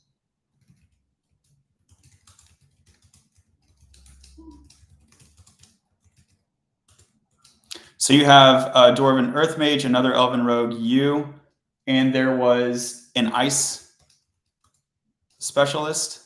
1, 2, 3, 4. That's the whole group, right? Or was there one other person? How many do you have right there? Earth Mage, Ice Specialist, Elven Rogue. There was another person, right? When you were in the pews with the Rogue, what was the other person?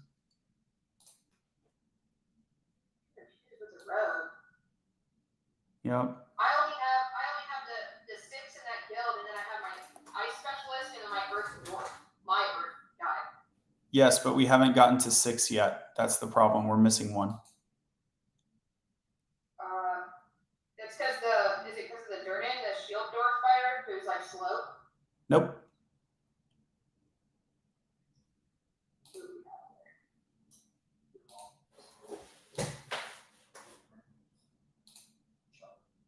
Yeah, I think that's everything.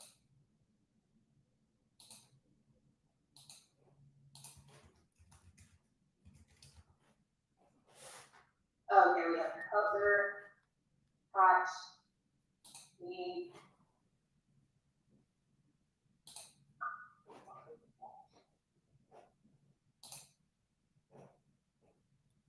Rhea already shot. There's another scout. There's another scout. I can't remember if it's a human or an elf, though. On my team? Yeah, I think there was 1 elf and 1 human. So the elementalists before you joined had 5 members, 3 elemental mages and 2 scouts. 3 are, yeah, 3 orange mages. Yep. Okay. They're elven scouts. They are elven scouts. I think only one of them was. Yeah, you're right. One is an elven scout, one is a human scout. Right. Okay, 1, 2, 3, 4, 5, and then Johann's down. So that's it.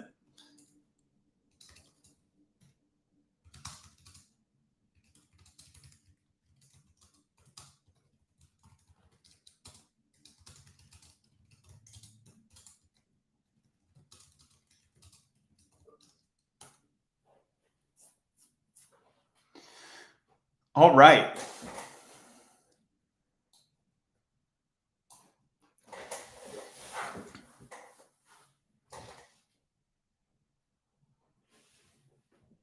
Two of the Earth Elementals focus their attacks on these 2, Durnan and Valenia. They aim to use the powerful slam attacks.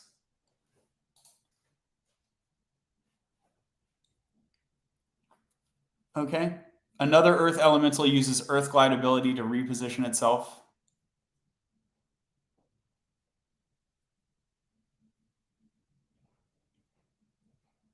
Okay, so one of them basically hides. Yeah, one of them basically hides. 2 attack, and then the 4th targets Thumb for a slam attack. Okay, so 3 slam attacks. Let's do a 3. I'll do a 3d20 for them.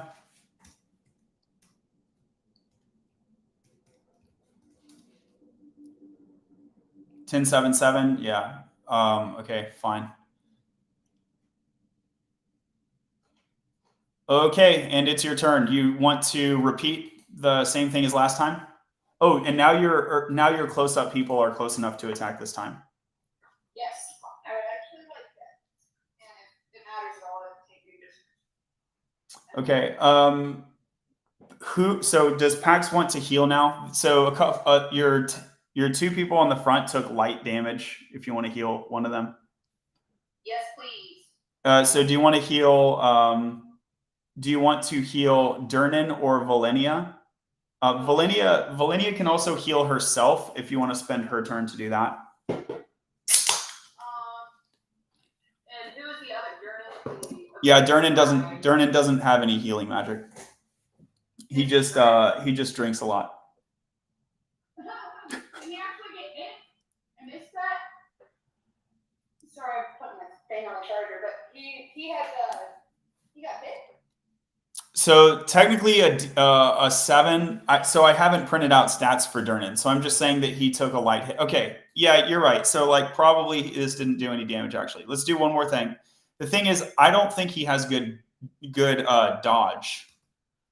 But if he's a fighter and he has a tower shield, realistically he probably blocked it. So I'll go ahead and do the damage roll. I was just simplifying. Whoa, the damage roll is a 1. The damage roll is a 1. Okay, so the you're right. He didn't actually take any damage at all. So, but Valenia took light damage. So I healed Valenia. Cool. The rest of my people attack. Hopefully my bard has better music. Let's see. Roll it. Let's flip the playlist. By the way, if you want to drop a verse, he'll get +5 to efficacy if you want to freestyle a verse. Yeah, you want to sing a little Journey or something? Roll the die. Roll the die and you can get +5 if you want to sing. All right, so 10 would be a light boost, but 15 would be a bigger boost. Okay, give me a beat, bro.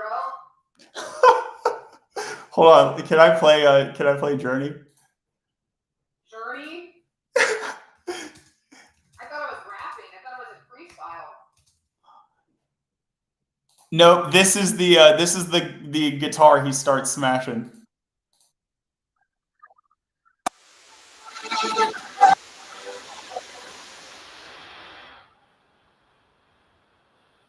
You gonna get in there? Oh, you can't hear it? Dang it. Okay. All right. I picture that being a lot more fun.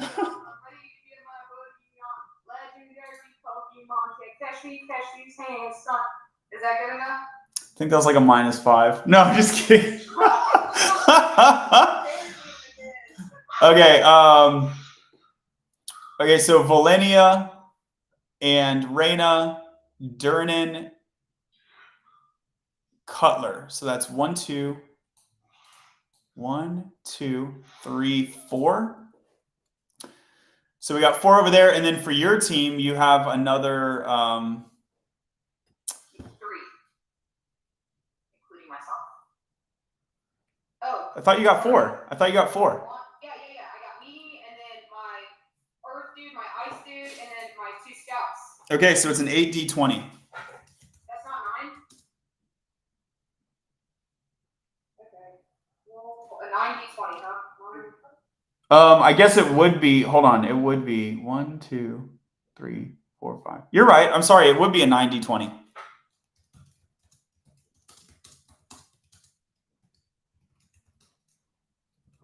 Oh, okay. 12, 9, 4, 14, 16, 3, 18, 20, 12. Okay, so 7 of those connected. So can you do a 7d20? Indeed. We got roll 7d20.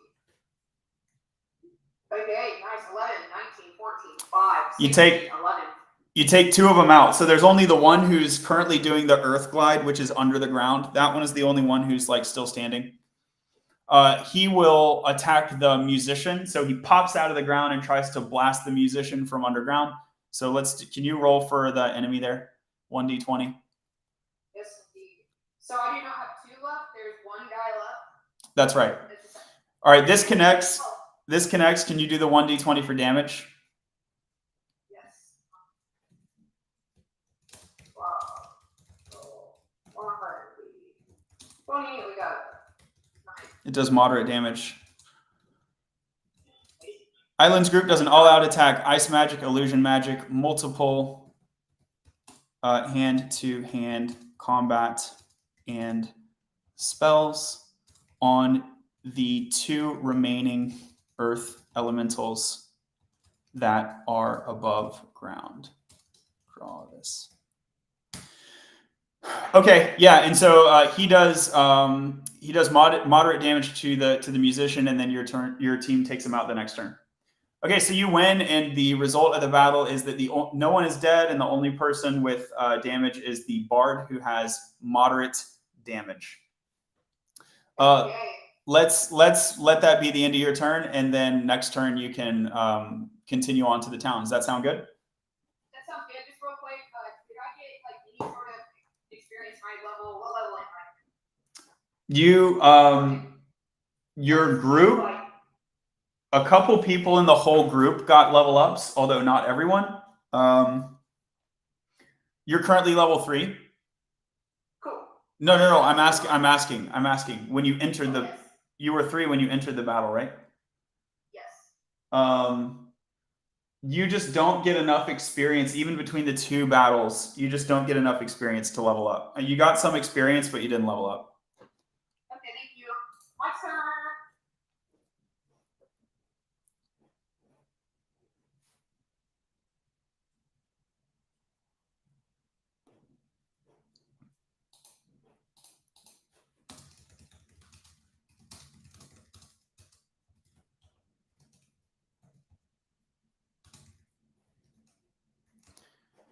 What's up, Mike? What's going on?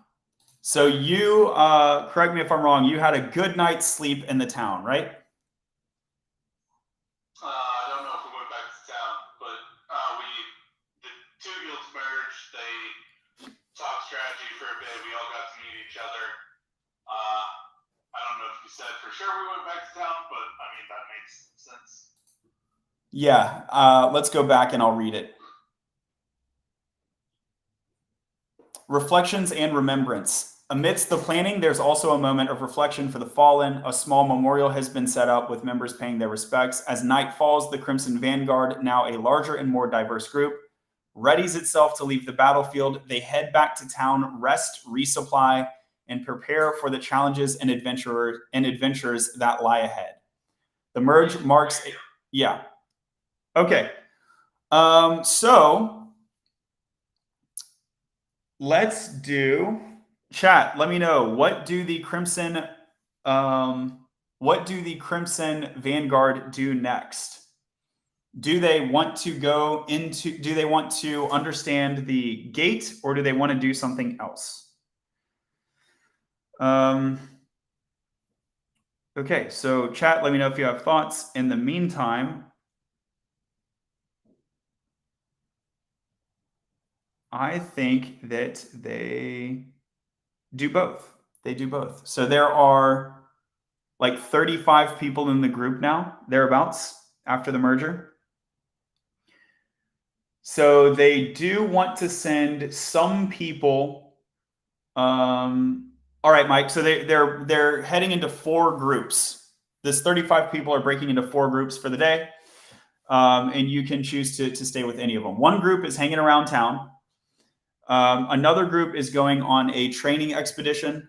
Another group is going to inspect the gate, and a 4th group is trying to go explore. They want to actually leave the Forest of Echoes. Yeah, I mean, I would join up with the people going on training expedition there. Okay, great. So you and also all of the warriors from the former shield bearers, y'all are all joining in the training expedition.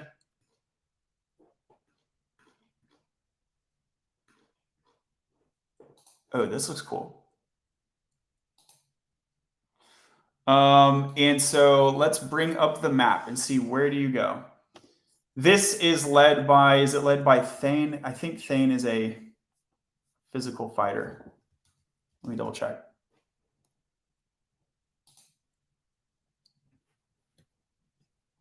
Yep, so Thane is leading the training exercise. And where do y'all go?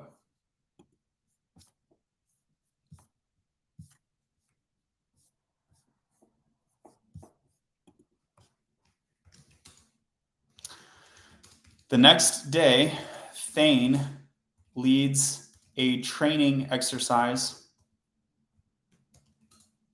for a portion of the Crimson Vanguard, including the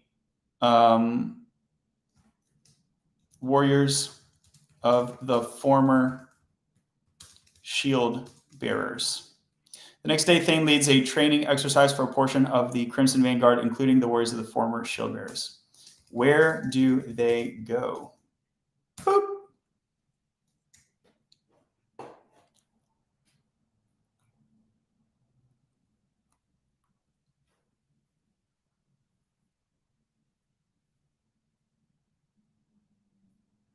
Ooh, chat has a good one. What's up, Ryan? Thanks for that.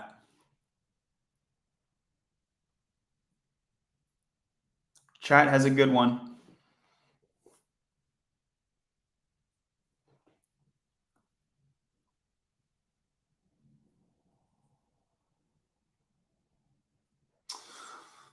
The Whispering Woods. All right, this is going to be a new region then.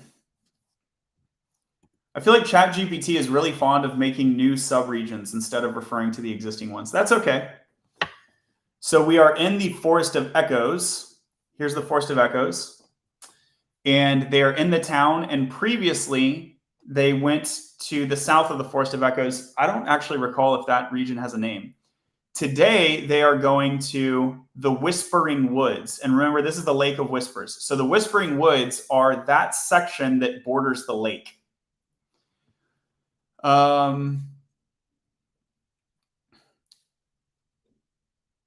So there are 3 sections that border the lake, actually. Whoa, what was that? There is the north section, the section between town and the lake here. I think we'll just call that part of the town, actually. So this will be the Whispering Woods on the north side of the lake.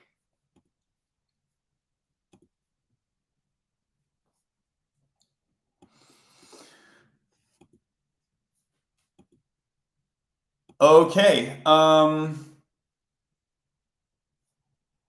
Let's do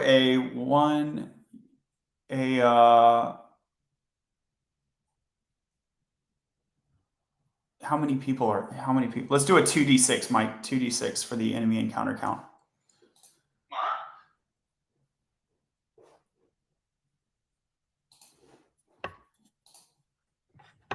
All right, cool. So there's 5, and then we will do there's a 1d6 plus the guys from your team. So 1d6 from the Crimson Vanguard. Can you roll another d6? Cool. And I'm gonna subtract 1 from that because we automatically have. It doesn't matter. Thane is one of those 3. So there's Thane and 2 more, and then your group. Okay. So Thane's group includes Thane, Tank, Lyra. Do you remember the other one? No. Okay, let's see.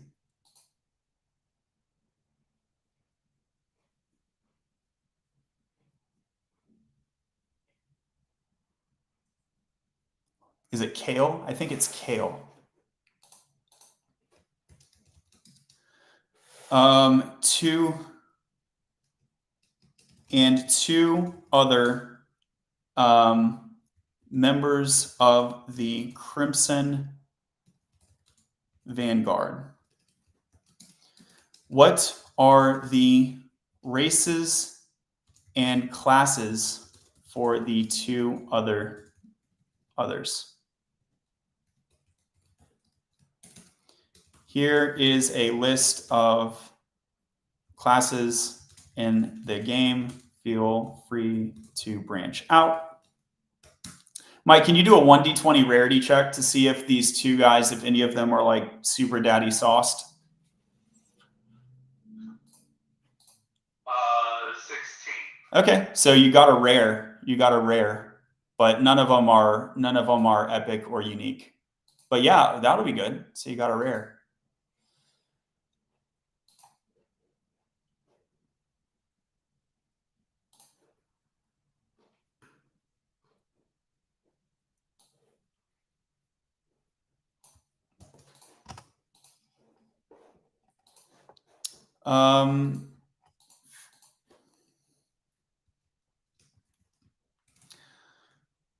Note, both members are physical. Oh, go ahead and do the rarity check for the other one too, while we're at it. Physical combat types. One is a rare class, and the other, oh, buddy. Is fancy. Okay. That's a little OP compared to what I had in mind, but okay. One is a rare class and the other is a unique class. Stronger than rare or epic, often characterized with a unique story and abilities. Cool. Super daddy sauced. Mike, you have like a knack for rolling rare characters. You rolled the Dragonborn, right? You rolled the Dragonborn Paladin too. All right, so one is a barbarian, that's the rare class, and then Selena the Blade Dancer is the unique class. All right. Awesome. That sounds badass. Yeah. R.I.P. Okay. And you rolled the 5, so there are the training expedition encounters 5. Okay, can you do a 5d20? Yeah, 5d20 for the power of the encountered people. Encounters. The training expedition encounters 5 enemies in the Forest of Whispers, it's called. The Whispering Woods. That's correct. Whispering Woods, yeah. The training expedition encounters 5 enemies in the Whispering Woods. Does the chat any of the map? Does the chat what? Like, do they name any of the map? Like the Obsidian Forest and with like these are kind of cool names, dude. Is this AI or is this people? It's a mix. So Obsidian Forest in particular was AI, but chat has named. Yeah, chat has named parts of the game map. By the way, chat, let me know if you want to throw a twist in here. I have one twist from Ryan, so we'll bring that up when the time comes. It's not quite there yet. But if there's another twist, go for it. Training it in chat, you can also play one of the characters if you want to. So let me know. Okay, the training expedition encounters 5 enemies in the Whispering Woods. One is a high rarity.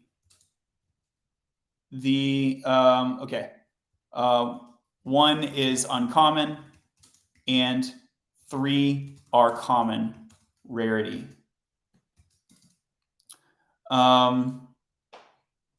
We don't need to strictly conform to D&D 5e or anything else. And Mike, what is your level? Okay, so actually Thane picked it, but he did this based on an assessment of everyone's skill. He's actually trying to figure out how strong the new recruits are in part.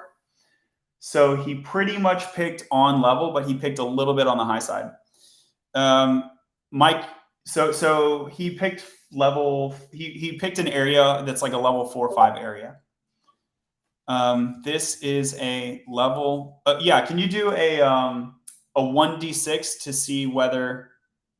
Let's see, 1, 2, 3, 4, 5. There's 5 of them, and let's do a 1d6 to see how many of them are level 5. Oh, okay. All right, cool. These are level 5 monsters. Cool.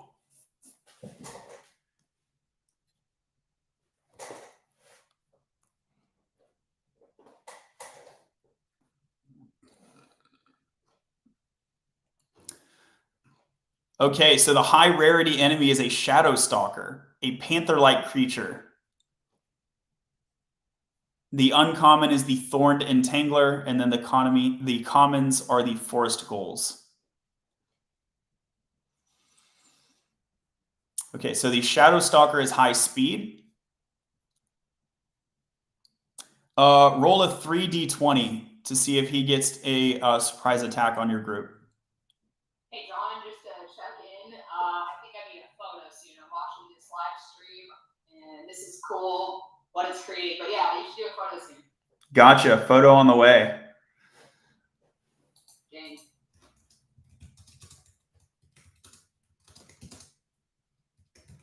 Okay, so he is going to get the first turn, but he did not get an attack on anyone.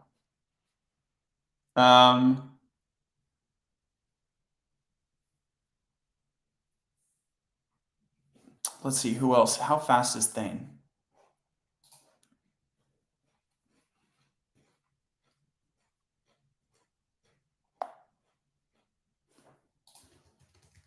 Can you do a 1d20 to see if the thorned thing laid a trap for you? Difficulty 14 on this. Okay, there's no trap. All right, cool. So Thane spent his turn, and there are no traps that impact you, and there are no surprise attacks or anything like that. And this is because Thane used a strategic ability, basically.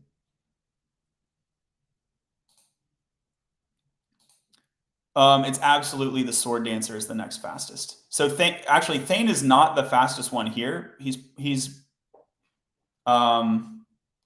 fast as far as warriors go, but he's compared to everyone else in the battle, it's definitely the Blade Dancer. And the bear. Oh, it's a Bearkin Barbarian. Okay. Your teammate who's a barbarian is a Bearkin Orc Barbarian, or Bearkin Half Orc Barbarian. That's actually wild. That is also a little OP. That is great. We're gonna get a picture of that, dude. That's also dope. Okay, so here is the sequence of events. Oh, dang. Ryan has another. Oh, damn, you still on. Yeah, I'm here. Hey, chat. Okay, so I was going to ask chat if they wanted to throw a wrinkle in it, and we already got one. Have the Whispering Woods whisper a secret to Tank about his past or a quest for him specifically. Okay, so Mike, can you roll a d20, please? You're going to get stunned for the first round.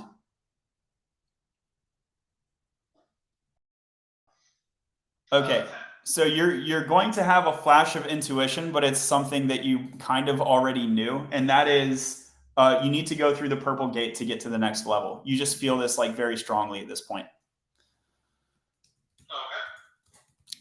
Draw a picture of Tank having another migraine and seeing the eye again. This time the image is darker, and he also sees the purple gate with a hand reaching out. All All right, cool. So that you see this vision, it stuns you. I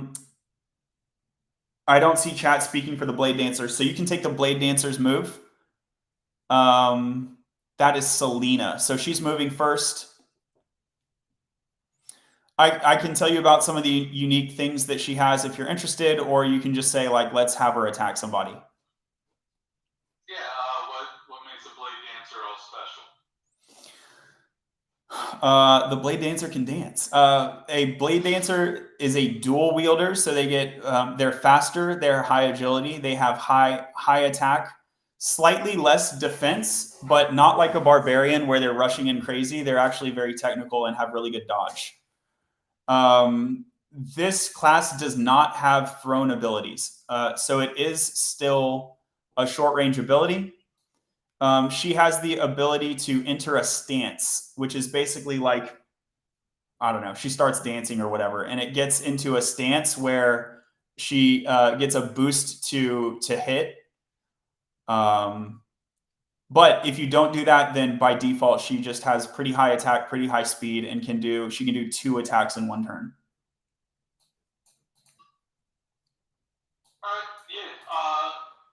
So I mean, so far, I think you've only actually mentioned one of the enemies that we've seen, correct? No, I mentioned all 5 of them. So there's the Shadow Stalker. There's a Thorned Entangler. So you remember Jesse fought this plant monster? Yeah. So think of that, but like way thornier. Like a the photo.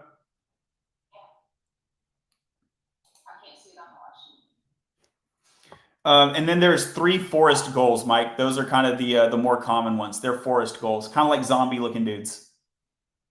Is that Mike? That's Mike, yeah. Oh, this is cool. All right. Well, I guess she'll attack the Shadow Stalker. Okay, cool. All right, let's do a 2d20, please. Yeah.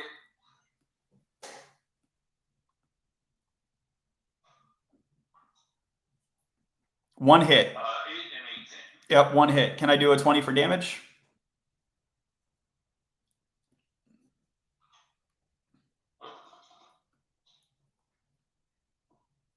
High damage. Okay. Cool.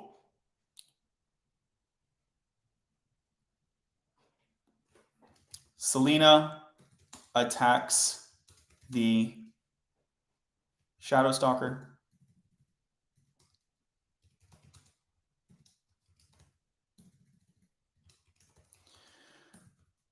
With 2 attacks. 1 connects and deals high damage.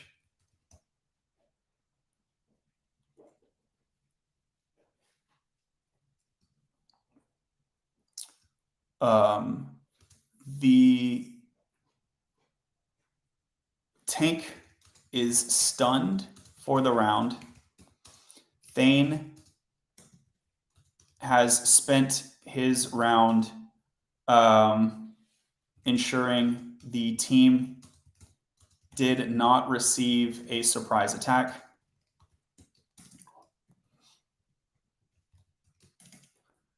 What happens in the rest of the round? Describe damage levels as none, low, medium, or high. Roughly, okay, yeah, actually they should roll. So let's see, what happens for the rest of the round? Roll. So how many characters are there? Roll d20 for each turn. There's 6 of us and then 5 enemies, I believe. Yeah, what happens to the rest of the turn? Yeah. Roll to 1, 6 of you, including you, Mike? Yeah. Yeah, but you're stunned for the round. Yeah. There's me, the 2 frontliners, Barbarian Dude, Sword Dancer, and then Paladin Bro. Yeah, please. Thane is not a paladin. Thane is not a paladin. So I think you only Not anymore? what? Is he not anymore? No, I'm thinking Varen or whoever. yeah, Valor. Valor was the paladin. Sorry. I think you have 3 moves on this round. So you have your 2 buddies from the shield bearers, Kale and Lyra.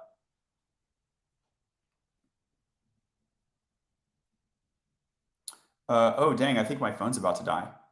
Kale and Lyra, and then you have the half orc. There are. Yeah, I'll just ask the GPT to calculate it and see what happens. Roll d20 for each character turn.